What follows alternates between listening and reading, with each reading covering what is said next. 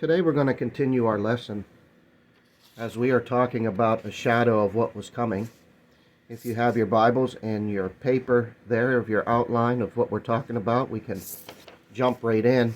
We're going to look at a lot of scriptures today, and we're going to focus in on the top half of the back side of this paper, which is going to really focus on Israel. And then next week we'll get into talking about us, Christians, the church, okay? So, beginning here at the top side of the back of your lesson, ask the question, what do we learn from Israel? Well, we learn a lot, don't we? We learn a lot of things. We learn good things, we learn bad things. But we learn also about sin and how God feels about sin. We talked about this last week, and how he deals with sin when it comes to his people and what he expects of his people. What was Israel's sin? Again, a lot. There was a lot of sin. If we define sin as behaviors, well, then their behaviors was all over the board. I mean, there were so many different things that they had done. I mean, as we go story to story, it's just so much. But if we dig deep into the root of their sin, what do we find? What was the cause of their behavior? What was the cause of their sin? The answer is that Israel looked around at the world that they lived in and wanted to be a part of that world. That's what happened with Israel. They just couldn't keep their eyes focused on God. They kept looking over into the world. They kept peeking, if you will, out the window at their neighbors and seeing what their neighbors were doing and what their neighbors had and how they did things and their rituals and their customs and their religions and all these different things. And they wanted to be, they wanted some of that. They wanted their own piece of that, to incorporate those things into themselves, into their lives.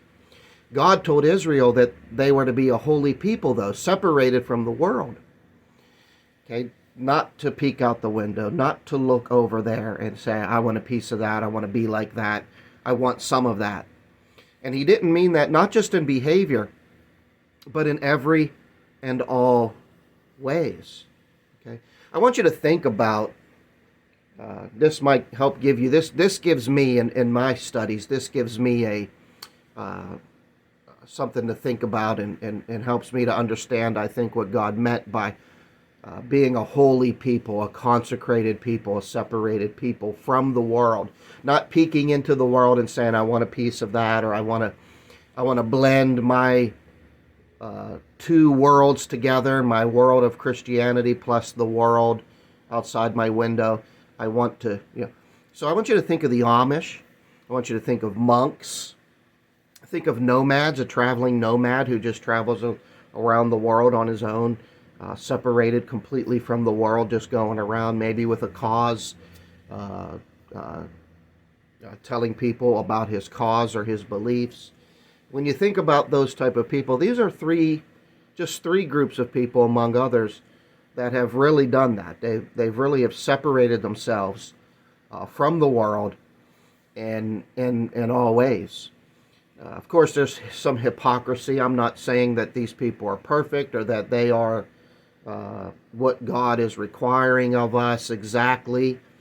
But if anybody fits the description of being apart from the world, of leaving the world and being a consecrated people unto their belief, well, these three come to mind.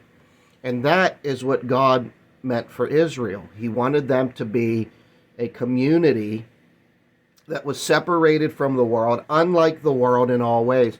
Not just in behavior, but in all ways. Israel lived in the world, but were not of the world. God wanted them to stand out among the people of the world in a very noticeable way. They were to be uncommon among the world, yet Israel wanted to be common. Now that's the two words I want to focus in on with you this morning. The words uncommon and common. See, they were to be uncommon. Now again, if we think back to the Amish, they are an uncommon. They're, what is common around them? I go up to Lancaster from time to time. I love the beautiful landscape. I love the quiet, the calmness, the peace that's there. God's natural nature, beautiful. Anyway, I go up there and I look, and there they are. And they are surrounded by what is common in the world. It's just a common thing. Now, Israel, what they were surrounded by was very different than what we are surrounded by, but it still applies the same. What is common in that time. God wanted Israel to be uncommon, and Israel wanted to be common. Yes, they would still confess to be God's holy people and go through the motions that Moses' law commanded, such as the ceremonies, religious ordinances and observances, the feast, moral laws, etc., etc. In other words, they would, still try to watch their behavior and follow the law and cut their hair the way God said and not cut the hair between their eyebrows and allow the hair on the sides of their heads to be uncut, and they would tuck in their clothes the way God told them to, and they would go through all that stuff and still follow those things, but they would dilute their holiness with worldliness and borrow practices from their pagan neighbors as well. And so they wanted to kind of mix together a diluted form of what God had asked. We want to be uncommon but common. And of course, the Bible's principle is that you can't be both. You can't be both common and uncommon. You can't be both for God and in the world. You can't serve self and serve God. You can't desire things for the flesh and what the eyes desire and the flesh desires and your pride desires and also desire God. That's a principle that God established in Israel, and we're going to see continues through. All of this a shadow of what was to come for us to understand who we are and what God desires of us. They began to build their lives as individuals and purpose their hearts on what they desired. Individualism, we've talked about this in the past. We had a really good couple lessons on this word, individualism. Christianity, well, let's start with Israel.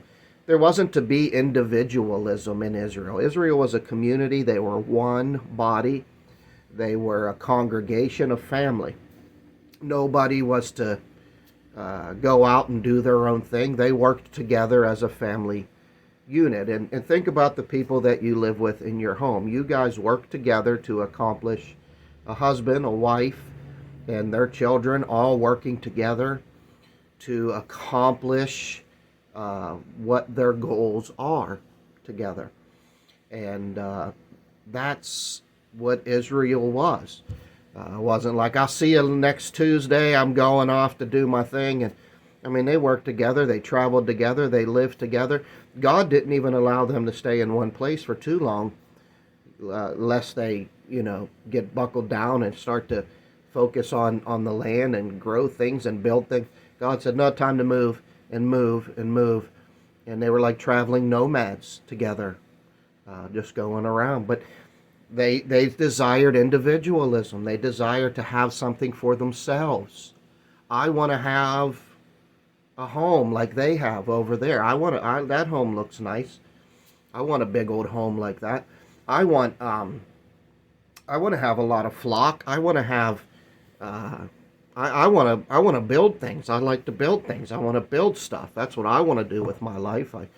Those people over there do that, and I want to do that. And so they wanted to start to break off from a body and become individuals and live for themselves. The results of their heart was a clean outside but a dirty inside. And what I mean by that is that the results were ultimately clearly seen in their behaviors. what was in their heart, that individualism, that peeking into the world and wanting a piece of that, began to be seen. It started to come out. What is in the heart will come out. Someone says, you don't know my heart. Well, sure, we can know the heart by the fruit that it produces. And Jesus said, you will know them by their fruit. And so, although we can't see into the soul, we can't see into the intentions, and literally, we can see it by the work of their hands and what they're focused on and what their mind is set on. We can see those things quite clearly. Okay, I know that we like to muddy the waters and say, well, you can't really tell what I'm really focused on but you can see if somebody is diluting their holiness with worldliness and trying to live both and have both. And look, we're all guilty of it. We're all trying to get farther away from the world and self and consecrate ourselves unto God and repent and leave those things behind. But some people have lacked in their repentance. They seem to believe that, like Israel, that you can keep both and somehow make both work. And obviously you can't. So I want to read and discuss the following verses here. Don't know how far we'll get. I'm going to read pretty quickly. The words are on your screen there. If it's too small, go ahead and pause, open your Bible. But the first one is in Leviticus 20, verses 1 through 8. Remember, we're talking about common and uncommon. Verse 20, or Leviticus 20, verse 1. The Lord said to Moses, say to the Israelites, any Israelite or any foreigner residing in Israel who sacrifices any of the children to Molech is to be put to death. Now, Molech was a false god that they were sacrificing children to. Israel's neighbors were doing that, and Israel saw that and said, hey, maybe we should start doing that. The members of the community are to stone him. God said, if someone does that, you're to kill them. Verse 3, I myself will set my face against him and will cut him off from his people, for by sacrificing his children to Molech, he has defiled my sanctuary and profaned my holy name. If the members of the community close their eyes when that man sacrifices one of his children to Molech, and if they fail to put him to death, I myself will set my face against him and his family, and will cut them off from their people, together with all who follow him in prostituting themselves to Molech. Verse 6, I will set my face against anyone who turns to mediums and spiritists to prostitute themselves by following them, and I will cut them off from their people. And lastly, verse 7, consecrate yourselves and be holy, because I am the Lord your God. Keep my decrees and follow them. I am the Lord who makes you holy. Now, again, Israel's common, what was common going on around Israel, what was common then is very different than what is common today, but the principle still remains. We are to be a consecrated people and holy, separated from what is common. Now, you say, well, that was way worse than what's going on today. They were sacrificing children. They were following spiritists and mediums and things, and we don't do that today. But the fact is it's still just the principle God was teaching. That was a shadow of what was. So you say it's not worse, but really our righteousness surpasses that of Israel. We need to be even more holy unto God, even in the little things, the littlest of things, but to be uncommon in even the littlest of things, to be peculiar, to be odd, to be strange in this common world today and be uncommon. And by the way, we can't argue that what an idol is. Now, Molech was an idol, a false god, but an idol is anything that you invest any of your time into, or your talent, or your treasure. We've talked about that. Anything that you put above God becomes your God. And so that can be something, maybe in Israel's day it was a wooden statue, or a big golden statue that held out its arms, and under those arms there was a fire, and they laid the baby in them arms, and it would burn, and they would sacrifice it to that false god. But today, if we get even deeper, in God's eyes, a jealous God. He's a jealous God, and jealousy is a good thing. I've explained that to you before. If you love somebody, you would be jealous if they're not spending time with you, but with someone else. If Liz, my wife, was going out and spending time with another guy, even just on a friendship level, but would spend more time with him than me, I would become jealous. And that's a good jealousy. And God is a jealous God. And whatever you're spending your time in, but there's so many idols today. People are still sacrificing their children. They're approving of those who sacrifice children. They sacrifice them to the god of global warming and population control and of materialism. Well, if I have this child, I won't be able to go to college and achieve the success that I desire. It's going to prevent me from doing that. I'm too young. I still need to finish school. And so, it's all the same. Now, moving on to our next verse, but let's point out verse 7 one more time. Consecrate yourselves and be holy. Consecrate yourself. Separate yourself. Be holy. I am the Lord your God. Keep my decrees and follow them. I am the Lord who makes you holy. You are uncommon. You are different than everybody in the world. That should be said about Christians more than any other people's group in the world. Leviticus 22:2, tell Aaron and his sons to treat with respect the sacred offerings the Israelites consecrate to me, so they will not profane my holy name. I am the Lord. Again, it's about common and uncommon.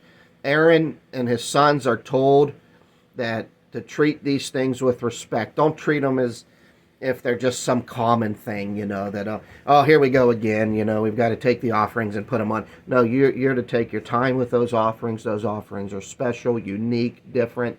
Don't allow your, I'm going to say Christianity, to become common. Your Christianity should stand out and be unique and be special and be different. It don't allow it to become commonplace. Like the Lord's Supper, it becomes commonplace with people. It's not as special or unique as it once was to somebody. And, take the cup, take the bread next, and it's really not much to it. And it becomes common. And Christianity today in the world it did what Israel has done, our shadow. It's just become a common thing. Just going through the motions. And here God tells them, don't be that way with my sacred offerings, or you're profane my holy name. Okay, I'm not like these other gods where that's just a common thing to do in the world. This is unique. Our next passage is in 2 Chronicles 36, starting in verse 14. Furthermore, all the leaders of the priests and the people became more and more unfaithful, following all the detestable practices of the nations and defiling the temple of the Lord, which he had consecrated in Jerusalem. The Lord, the God of their ancestors, sent word to them through his messengers again and again, because he had pity on his people and on his dwelling place. But they mocked God's messengers, despised his words, and scoffed at his prophets until the wrath of the Lord was aroused against his people, and there was no remedy. And so now, when we get to the book of 2 Chronicles, we see that Israel has done the very thing God has continued to warn them not to do, and they have adopted the principles of the common world around them and began to dilute and mix together God's commands and decrees and laws and ceremonies and feasts with those relics and emblems and practices of the world. And individualism has crept in, and the people are living for self while still trying to go to the temple and give their sacrifices. God has sent many messengers to warn them about this. They've mocked them, despised them, scoffed at them, and the Lord is now aroused against them. He's angry with this. Then we turn to Jeremiah chapter 2. Starting in verse 23, we got 10 verses here. He says, and we studied Jeremiah, so this will be familiar to you. How can you say, I am not defiled? I have not run after the Baals. Now, Baal was a false god, okay, that Israel had got very involved with. And he's saying to them, how can you say that you're not defiled and you haven't ran after them? See how you behaved in the valley? Consider what you have done. You are a swift she-camel, running here and there, a wild donkey, accustomed to the desert, sniffing the wind in her craving. In her heat, who can restrain her? Any males that pursue her need not tire themselves. At mating time they will find her. Do not run until your feet are bare and your throat is dry. But you said, it's no use. I love foreign gods and I must go after them. Wow. God says to Israel, our shadow, so he's saying it to us because this is what's going to come. And people are going to do the same thing. And God in his love has given us this warning through these examples.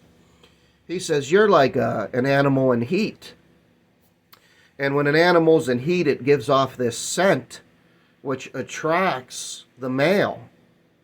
And he says your smell is so strong that he doesn't have to go far to find you. I mean, the world is so attracted to you and you to the world, and you are fornicating and being promiscuous with the world and committing adultery with the world. And did you ever think of that, adultery, as being married to God, the bride of God? And God looks at the world and the common world and the things of the world and the house of the world. If you got two houses, God's house and then the world's house, and there's all the things in the world's house, and he looks at that as another man and says, you're over there with him, and you're bringing home his clothes, and you're bringing home his images, and you're bringing home his language, and you're bringing home, and you're starting to be a mixture of my home and their home, and now you're even getting to the point that you're more like they are, and it's showing in your behavior, even your purpose. So he goes on. And verse 26 says, as a thief is disgraced when he is caught, so the people of Israel are disgraced. They, their kings and their officials, their priests and their prophets, they say to wood, you are my father, and to stone, you gave me birth. They have turned their backs to me and not their faces. That's interesting. You say, well, I don't do that, Mike. I don't look at a piece of wood and say, you're my God. I don't do, but you might treat that piece of wood as if it's your God. Now, what's wood? Your home. Your home's built of wood. Let's just say that majority of it is wood, right? So what are you investing most of your time and talent and treasure into? Most people is their home. One of the things above God is the home. That's wood and stone, isn't it? And God sees it this way. Now, I don't think Israel, some of them would have said, I'm not saying, because if we back up, he says here when we begin in verse 23, how can you say I'm not defiled? How can you say you're not running after Baal? I'm not doing that. How can you say you're not when that's first in your life? Mike, my house isn't my God. God is my God. How can you say your house isn't your God, or your car isn't your God, or your job isn't your God, and ultimately that you are not your own God, or your children are not your God, or your spouse is not your God, or your friends are not your God? How can you say those things are not your gods, and that you're not a polytheistic God believer in many gods, you believe in many? How can you say that that's not true of you when you spend more time and your talent and your treasure on those things than you do me? That's how God sees it. And God says, that's your father. That gave you birth. That created you. Verse 27, they have turned their backs to me and not their faces. See, they're out there. They've peeked out the window. They've stepped out of the window, and they're walking, and their face is towards the world, and their backside is to God. And yes, at times they turn around and take a glimpse at God. Look what the rest of this verse says in 27. Yet when they are in trouble, they say, come and save us. So at times when they need God, they turn back to God. And, on Sundays, the Christians will turn back to God. I need to get to heaven. I need my sins forgiven. I need comfort in knowing that my sins are forgiven. I need blessings. I need protection. I need answers. So I'll see you Sunday, but Monday my back is back against God. And you deceive yourselves and say, well, that's not true. That's not true. But how can you say it's not true? Verse 28, where then are the gods you made for yourselves? Let them come if they can save you when you are in trouble. For you, Judah, have as many gods as you have towns. See, Israel is disagreeing with the prophet telling them this. That's not true. That's not true. Yeah, you have as many gods as you have towns. That is not true. We have one God. We are Israel, the one true people of God. How dare you say this to me? And that's Israel's attitude, and it's the church's attitude. Verse 29, why do you bring charges against me? You have all rebelled against me, declares the Lord. Verse 30, in vain I punished your people. They did not respond to correction. Your sword has devoured your prophets like a ravenous lion. Every time God warned them and sent somebody, they just devoured them. And I'm telling you, churches run through preachers like it ain't nothing.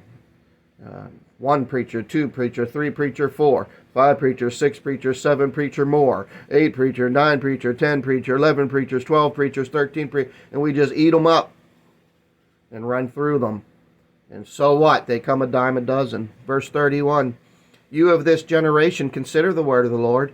Have I been a desert to Israel or a land of great darkness? Why do my people say, we are free to roam, we will come to you no more? Does a young woman forget her jewelry, a bride her wedding ornaments? Yet my people have forgotten me days without number. Why do my people say, I'm free to do what I want? It's individual. Verse 33, how skilled you are at pursuing love. Even the worst of women can learn from your ways. Wow. Talking about prostitution and adultery and fornication, and how skilled you are at pursuing love. Boy, some people are just so skilled at it, some more than others. They big, beautiful homes and nice, beautiful cars and nice careers, and I mean, just sacrifice everything for that thing. Boy, they just love it. See how God sees it? You just love that thing. God said, you're in love with it. You say, no, I'm not. He says, yes, you are. You're in love with it. You desire it. You want it. You'll do anything for it. You'll sacrifice for it. But you're not doing that for me. Now, we go on to Jeremiah again. Chapter 7. Again, we studied through this. And here God is going to talk about the mixture. Jeremiah 7:18, the children gather wood, the fathers light the fire, the women knead the dough and make cakes to offer to the Queen of Heaven. Now that's Ishtar, or in another country, Easter, or in another country, Isis, or in another country, Diana. Depends on where you went after Babel and what you called her. But now Israel is worshiping her. Diana, Isis, Easter, Israel. And they're making these cakes, and that's where the hot cross buns comes from. Hot cross buns, you know that. They're making these hot cross buns to offer up to the Queen of Heaven. They got the emblems, they got the dough, the husband's making the fire. And they're going to cook this, and they're all going to gather together for a ceremony, and boy, all just sounds so familiar. But you say, well, I'm not doing that. They pour out drink offerings to other gods to arouse my anger. Verse 19, but am I the one they're provoking, declares the Lord? Are they not rather harming themselves to their own shame? Therefore, this is what the sovereign Lord says. My anger and my wrath will be poured out on this place, on man and beast, on the trees of the field, the crops of your land. It will burn and not be quenched. Now, that literally happened in the physical world. God brings in, we've talked about this, the army of Babylon and all this, but we're talking about for Christians, that's a shadow of what's to come. God's going to burn this world up, and it's going to be done. Verse 21, this is what the Lord Almighty, the God of Israel, says.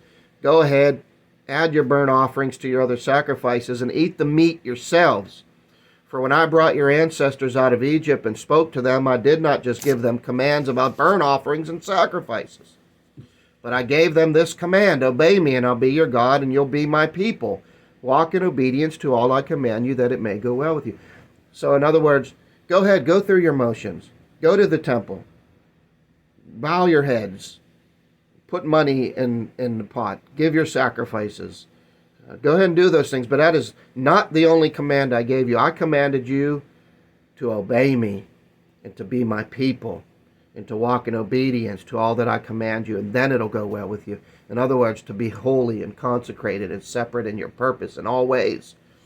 And you think just because you're going through, well, go ahead and you'll see what happens. Verse 24, but they did not listen or pay attention. Instead, they followed the stubborn inclinations of their evil hearts. They went backwards, not forwards.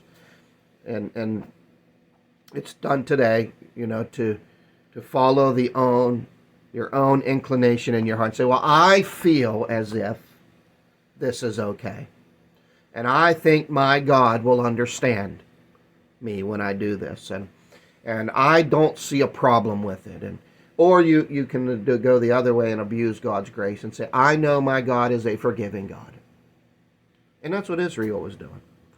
Following their own stubborn inclinations of their own heart. Verse 25, from the time your ancestors left Egypt until now, day after day, again and again, I sent my servants, the prophets, but they did not listen to me. They did not pay attention. They were stiff-necked. They did more evil than their ancestors. Boy, stiff-necked. You try to tell somebody something right away, defense comes up. I don't want to hear it. I'm going to argue with you. I'm going to fight with you. We're not going to have a discussion. I'm done. I don't want to hear it anymore. Just shut up.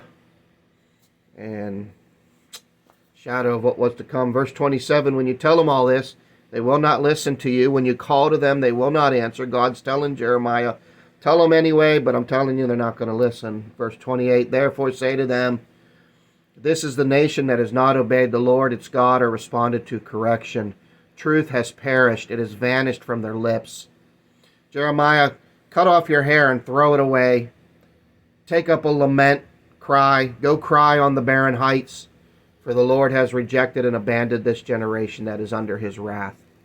The people of Judah have done evil in my eyes, declares the Lord. They have set up their detestable idols in the house that bears my name. Wow, they have set up their detestable idols in the house that bears my name and has defiled it.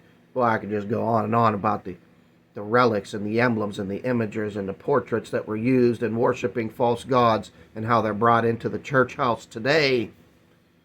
Verse 31, they have built the high places of Topheth in the valley of Ben Hinnom to burn their sons and daughters into fire, something I did not command, nor did it enter my mind. So verse 32, beware, the days are coming, declares the Lord, when the people will no longer call it Topheth or the valley of Ben Hinnom, but the valley of slaughter, for they will bury the dead in Topheth until there is no more room. Verse 33, then the carcasses of this people will become food for the birds, wild animals, there will be no one to frighten them away.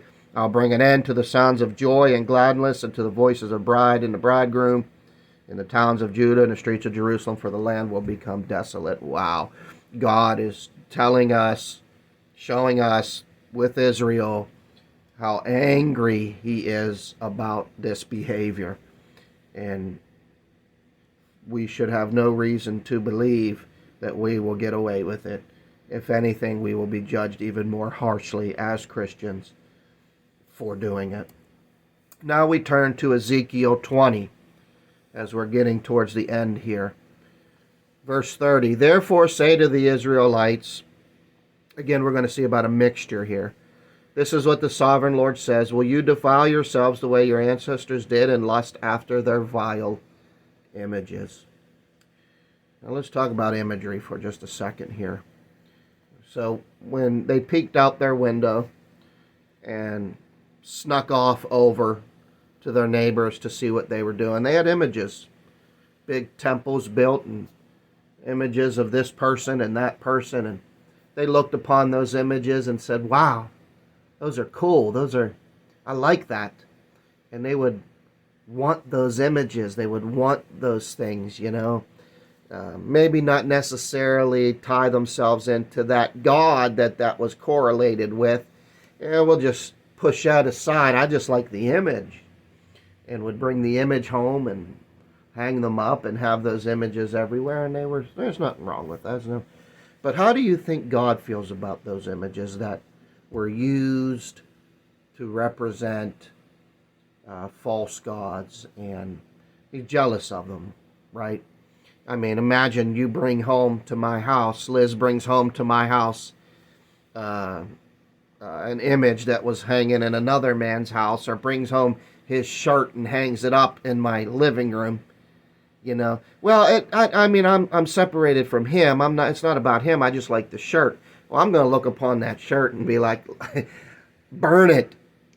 Burn it. It represents, imagine your wife goes out, she commits adultery with a man, and then brings a shirt home and hangs it on the wall and goes, well, I've cut all ties with that man. I'm not with him anymore, but I like the shirt.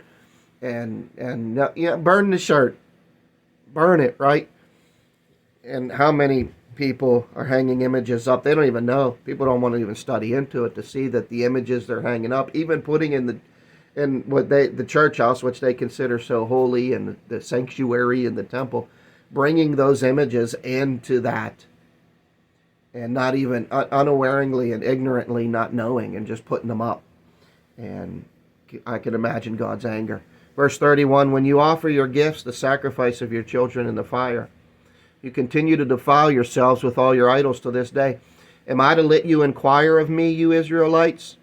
In other words, am I supposed to let you come to me now, and I'm supposed to answer your prayers and talk to you? As surely as I live, declares the sovereign Lord, I will not let you inquire of me. You say, we want to be like the nations, like the peoples of the world who serve wood and stone. But what you have in mind will never happen.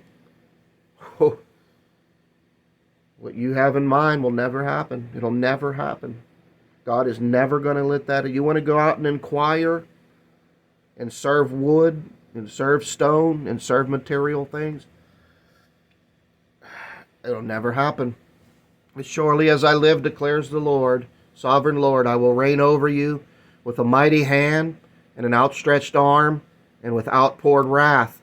I will bring you from the nations and gather you from the countries where you have been scattered, with a mighty hand and an outstretched arm and with outpoured wrath.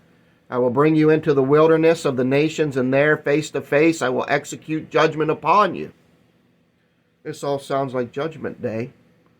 As I judged your ancestors in the wilderness of the land of Egypt, so I will judge you, declares the sovereign Lord. Sovereign Lord. I will take note of you as you pass under my rod, and I will bring you into the bond of the covenant. I will purge you of those who revolt and rebel against me. Although I will bring them out of the land where they are living, yet they will not enter the land of Israel. Then you will know that I am the Lord. As for you, people of Israel, this is what the sovereign Lord says. Go and serve your idols, every one of you. But afterward you will surely listen to me, and no longer profane my holy name with your gifts and idols. For on my holy mountain, the high mountain of Israel, declares the sovereign Lord, there in the land all the people of Israel will serve me, and there I will accept them. There I will require your offerings and your choice gifts, along with all your holy sacrifices. I will accept you as a fragrant incense when I bring you out from the nations and gather you from the countries where you have been scattered, and I will be proved holy through you in the sight of the nations. And so we have this prediction of them being punished for what they've done, and then a prediction of how God will rescue them and bring them back out and make them a holy people again. And he does, and of course that process is repeated over and over again until we get to the Christians today. And that process is being repeated over and over again. Christian comes, they start to blend into the world, mix in with the world. God has to come into their life, punish them, discipline them, and then they're restored. If they repent, they're restored. They learn from that mistake, and a lot of them go right back to it again, and that's kind of the life of a Christian. God disciplines them who he loves. But see, it's the idea again, don't try to be a mixture. Come to God, repent, be holy in the sight of the nations. Verse 32, then you'll know I'm the Lord when I bring you into the land of Israel, the land I had sworn with uplifted hand to give to your ancestors. There you will remember your conduct and all the actions by which you have defiled yourselves, and you will loathe yourselves for all the evil you have done. You will know that I am the Lord when I deal with you for my name's sake, and not according to your evil ways and your corrupt practices, you people of Israel, declares the sovereign Lord. The word of the Lord came to me, Son of man, set your face toward the south, preach against the south, and prophesy against the forest of the southland, and say to the southern forest, hear the word of the Lord. This is what the sovereign Lord says. I am about to set fire to you, and it will consume all your trees, both green and dry. The blazing flame will not be quenched, and every face from south to north will be scorched by it. Everyone will see that I, the Lord, have kindled it. It will not be quenched. Then I said, Sovereign Lord, they're going to say of me, isn't he just telling parables? In other words, this isn't going to really happen. Boy, that sounds like a paradigm. Yes, this is going to happen in Israel, but this is certainly going to happen on Judgment Day. Lastly, Ezekiel 23, a couple chapters later, he says in verse 39, on the very day they sacrificed their children to the idols, they enter my sanctuary and desecrate it. That is what they did in my house. Now Mike, we're not sacrificing children to idols. Well, I kind of already touched on how people are. I know of people who claim to be Christians who are, one day they'll go out and in a quote unquote church house, right? Where churches will set up voting booths, and they'll go right in there and cast a vote for the one that's for abortion. You think that we can get away with that? Do you think that's okay? How do you rationalize and justify that? That at any level abortion is okay. To kill a baby is okay. To murder a child is okay. If you do, you're so far gone it's not even funny. To even vote for that person, to think that you can support such a thing and call yourself a Christian is just so perplexing to me. It's just unbelievable. But that's what they do. That they cast their vote for an abortionist or someone who supports abortion, and then turn around or who is an atheist, and then turn around and come in and worship God on Sunday. Verse 40, they even sent messengers for men who came from far away, and when they arrived, you bathed yourself for them, applied eye makeup, and put on your jewelry. Wow. So that's Israel. Now next week we're going to talk about us and look at some scriptures concerning us and how we are just simply the reality of what was taking place in Israel. So I look forward to doing that with you and talking with you then. Until then, God bless you. Remember, we're coming back the 1st of February. We're going to be back here at the building to learn and study 10 a.m. Sunday. And so like to see you back here. All right. God bless you all. Goodbye.